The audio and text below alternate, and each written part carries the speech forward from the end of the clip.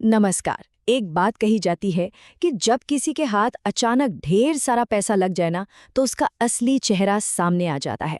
आज हम दो ऐसी ही कहानियों की बात करने वाले हैं जो हमें दिखाएंगी कि कैसे एक चुनाव किसी की पूरी जिंदगी बदल सकता है और उसके अंजाम क्या होते हैं।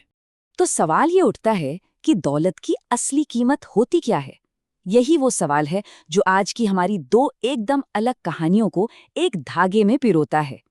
एक तरफ है आदर्श, नैतिकता, और दूसरी तरफ है कड़वी हकीकत। तो ये कहानी है दो लोगों की। दोनों ही ना बहुत बड़ी मुसीबत में फंसे हुए हैं, लेकिन उनकी परेशानियां और उन परेशानियों को देखने का उनका नजरिया जमीन आसमान का फर्क है दोनों में। तो चलिए मिलते हैं इनसे। स्क्रीन पर देखिए, एक तरफ है भोलाराम। नाम से ही भोले हैं और दिल से भी गरीब हैं, लेकिन दिल के बहुत अमीर। और दूसरी तरफ है मुरुगन, पढ़ा लिखा नौजवान, लेकिन परिवार पर इतना कर्ज है कि उसकी कमर ही टूट गई है। भोलाराम की दुनिया की बात करें तो बहुत ही सीधी सादी जिंदगी है। मुश्किल से 2 जून की रोटी नसीब होती है, पर दिल देखिए सोने का है। उसकी सोच है कि मेहमान तो भगवान का रूप होता है, और वो अपनी सूखी रोटी भी ना किसी भूखे के साथ बांटने में एक पल भी नहीं सोचता। और अब आते हैं मुरुगन की दुनिया पर, जो किसी बुरे सपने से कम नहीं है। सोचिए, परिवार पर 50 लाख का कर्ज, लेनदार रोज दरवाजे पर आकर चिल्लाते हैं, पैसे निकालो हमारे। हालात इतने खराब हो जाते हैं कि उसके पिता सुसाइड तक करने की कोशिश करते हैं। नौकरी हाथ से चली गई, प्रेमिका के परिवार वालों ने भी रिश्ता तोड़ दिया। मतलब चारों तरफ से रास्ते बंद हो चुके हैं। और ठीक इसी मोड़ पर, जब दोनों अपनी अपनी मुसीबतों के अंधेरे में पूरी तरह डूब चुके थे, तब किस्मत दरवाजे पर दस्तक देती है। एक ऐसा मौका सामने आता है जो उनकी जिंदगी को हमेशा हमेशा के लिए बदल सकता है। भोलाराम के पास एक थकी हारी, बेसहारा बूढ़ी औरत आती है। वो उसे अपनी छोटी सी झोपड़ी में आसरा देता है, और वो औरत उसे बताती है कि पास के जंगल में उसका खजाना गड़ा हुआ है, और अगर भोलाराम उसकी मदद करे तो वो उसे आधा हिस्सा देगी। कितना सीधा साधा सरल सा प्रस्ताव है ना?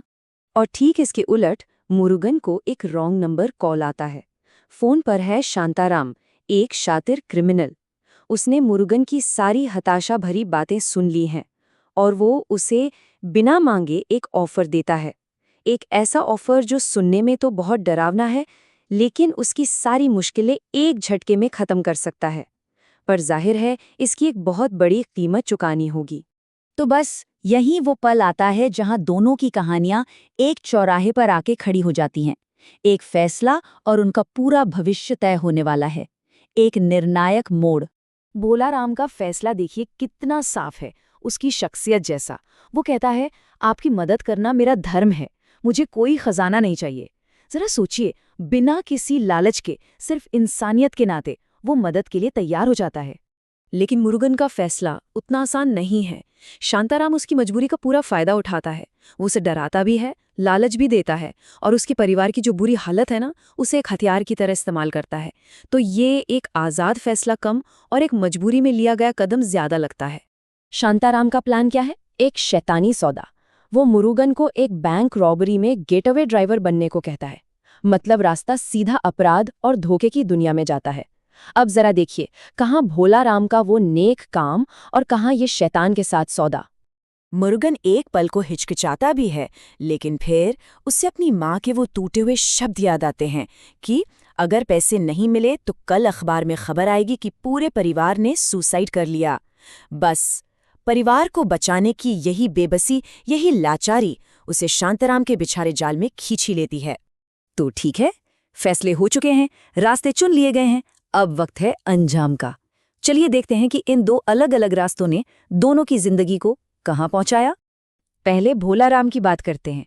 उसे खजाने से जो भी थोड़े बहुत सिक्के मिले, उसने उससे एक छोटा सा ईमानदारी का काम शुरू किया, और उसकी नेकी देखिए रंग लाई। जो भी मुनाफा हुआ उसने उससे गांव वालों की मदद की, बच्चों के लिए स्कूल बनवाया। उसने सिर्फ पैसा नहीं कमाया, उसने कमाया इज्जत, लोगों का प्यार, और सबसे बढ़कर मन की शांति। और मुरुगन, उसे 1 करोड़ रुपए मिले, 1 करोड़। लेकिन ये पैसा उसके लिए आज़ादी नहीं, बल्कि एक जेल बन गया। डर और अपराध की एक ऐसी जेल जहां से भागना नामुमकिन था। वो पुलिस, सीबीआई, ब्लैकमेलिंग के एक ऐसे दलदल में फंस गया जहां हर रोज उसकी जान को खतरा था। पैसा तो बहुत था, पर एक पल का भी सुकून नहीं था। तो अब आखिर में चलिए इन दोनों कहानियों को एक साथ रखकर देखते हैं और समझने की कोशिश करते हैं कि दौलत की असली कीमत आखिर है क्या। सच में कौन अमीर हुआ और कौन सब कुछ पाकर भी कंगाल हो गया। ये तुलना सारी कहानी साफ कर देती है। भोला राम की दौलत का जरिया क्या था? निस्वार्थ मदद। और मुरुगन का एक हिंसक अपराध। नतीजा, भोला राम को मिली इज्जत और मन की शांति, और मुरुगन को मिली डर से भरी एक ऐसी जिंदगी जो हमेशा किसी और के कंट्रोल में रही। तो बात बिल्कुल साफ है ना? एक रास्ता रूहानी तौर पर अमीर बनाता है, मन की दौलत देता है, और दूसरा रास्ता पैसों की जेल में कैद कर देता है। और अब ये सवाल हमारे सामने खड़ा है। एक कहानी हमें नैतिकता सिखाती है, एक आदर्श दिखाती है, पर दूसरी कहानी एक कड़वी हकीकत है जो ये बताती है कि मजबूरी इंसान से क्या-क्या करवा सकती है। तो सोचने वाली बात ये है कि हम जिस दुनिया में जी रहे हैं वो असल में कौन सी है? क्या वो आदर्शों पर चलती है या मजबूरियों पर?